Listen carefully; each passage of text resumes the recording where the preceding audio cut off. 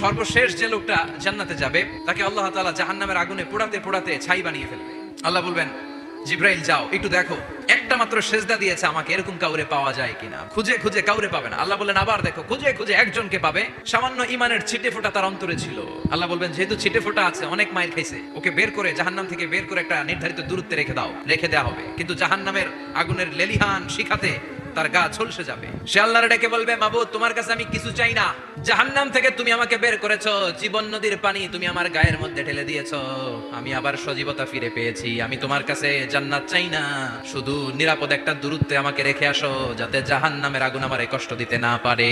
আল্লাহ জিব্রাইলকে বলবেন যাও এমন দূরত্বে রাখো যাতে জাহান্নামের আগুন ওরে কষ্ট না দেয়, রেখে আসা হবে। অনেকদিন সে ওখানে আনন্দে থাকবে, আল্লাহ শুকরিয়া করবে, সে মনে মনে বলবে বেঁচে গিয়েছি আমি। অনেকদিন থাকার পরে মনে মনে ভাববে বাইসা তো গেছি, কিন্তু নতুন করে একটু ট্রাই করে দেখি। আল্লাহ আগেই বলে রাখে আমি কিন্তু জান্নাতে যেতে চাই না। আল্লাহ বলবেন কি চাও? সে বলবে আল্লাহ তোমার জান্নাতটা তুমি কত সুন্দর করে বানিয়েছো, আমি একটা নজর শুধু দেখতে চাই, জান্নাতের দরজার সামনে নিয়ে যদি আমারে বসিয়ে রাখো দ্যাটস ইনাফ। আল্লাহ বললেন তুই না ওয়াদা করেছিস। সে বলবে আল্লাহ আমারে হতভাগা বানাইয়া তোমার কি লাভ? সুবহানাল্লাহ পড়েন। আমারে তুমি হতভাগা বানিও না। আল্লাহ বলে ঠিক আছে, আবার সিগনেচার কর যে জান্নাতের দরজার সামনে বসিয়ে দিলে আর কিছু চাবি না। সে সিগনেচার করে বলে আমি চাবো না।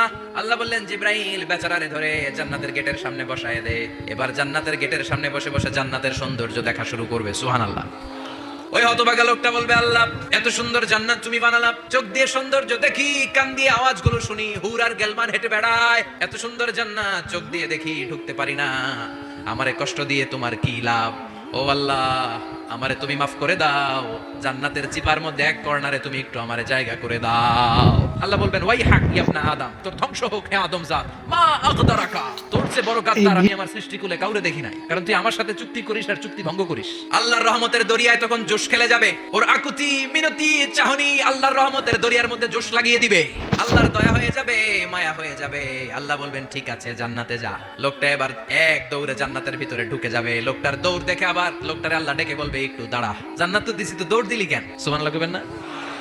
লোকটি বলবে আল্লাহ প্ল্যান তো আমি কম করি নাই, এত চেষ্টার ফলে আমি আসতে পারছি, আবার যদি তুমি বাইর করে দাও, এই জন্য এক দৌড়ে এমন চিপার মধ্যে লুকামো যাতে তুমি আমার না দেখো। আবার আল্লাহর রহমতের দরিয়ায় জোশ খেলে যাবে। আল্লাহ কাছে ডাকবে, কাছে আয়, ও গোলাম তোর কি মনে চায় আমারে বল, আজকে তুই চাইতে থাক, আমি দিতে দিতে তোর মনের সব আশা পূরণ করে দেব।